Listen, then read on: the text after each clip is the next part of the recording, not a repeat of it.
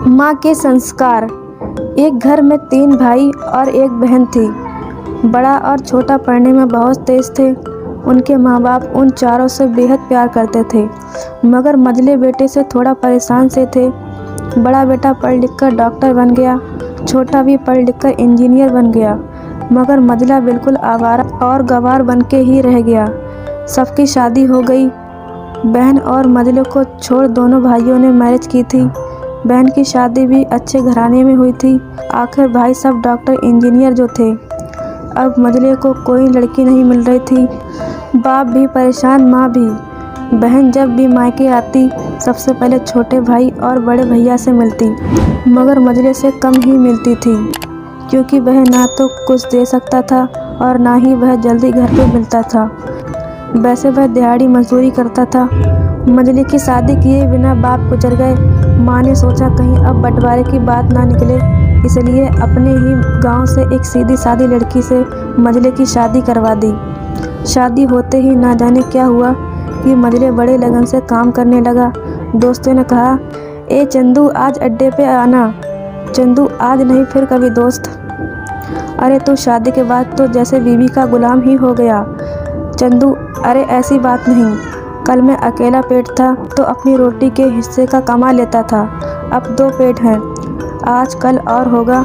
घर वाले नालायक कहते हैं मेरे लिए चलता है, मगर मेरी पत्नी कभी मुझे नालायक है तो मेरी मर्दानगी पर एक भद्दी गाली है, क्योंकि एक पत्नी के लिए उसका पति घमंड, इज्जत और उम्मीद होता है।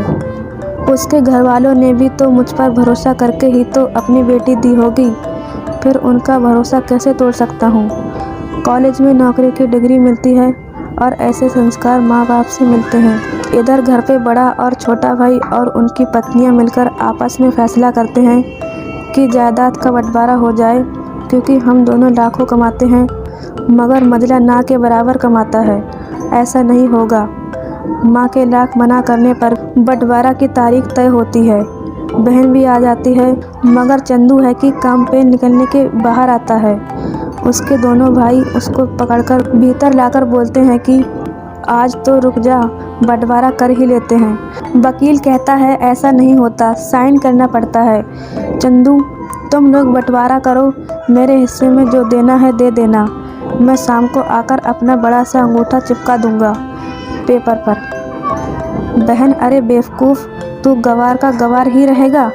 तेरी किस्मत अच्छी है कि तुझे इतने अच्छे भाई और भैया मिले हैं। माँ, अरे चंदू आज रुक जा। बंटवारे में कुल 10 बीघा ज़मीन में दोनों भाई 5-5 रख लेते हैं और चंदू को पुश्तैनी घर छोड़ देते हैं। तभी चंदू जोर से चिल्लाता है, फिर हमारी छुटकी का हिस्सा कौन सा है? दोनों भाई हंसकर बोलते हैं, अरे मूर्ख, बंटवारा भाइयों में होता है और बहनों के हिस्से में सिर्फ उसका मायका ही है। चंदू, ओह, शायद पढ़ा लिखा ना होकर भी मूर्खता ही है। ठीक है, आप दोनों ऐसा करो, मेरे हिस्से की वसीयत मेरी बहन छुटकी के नाम कर दो।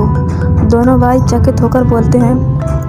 और तू? चंदू माँ की ओर देख के मुस्कुरा के बोलता है, मेरे हिस्से में माँ है ना। फिर अपनी बीवी की ओर देखकर बोलता है मुस्कुरा के, क्यों चंदूनी जी, क्या मैंने गलत कहा? चंदूनी जी अपनी सास से लिपटकर कहती है, इससे बड़ी वसीयत क्या होगी मेरे लिए कि मुझे माँ जैसी सासू माँ मिली और बाप जैसा ख्याल रखने वाला पति। बस यही शब्द थे जो बंटवारे को सन्नाटा में बदल दिया। बहन दौड़कर अपने गवार भैया से गले लगकर रोते हुए कहती है कि माफ़ कर दो भैया मुझे, क्योंकि मैं समझ ना सकी आपको।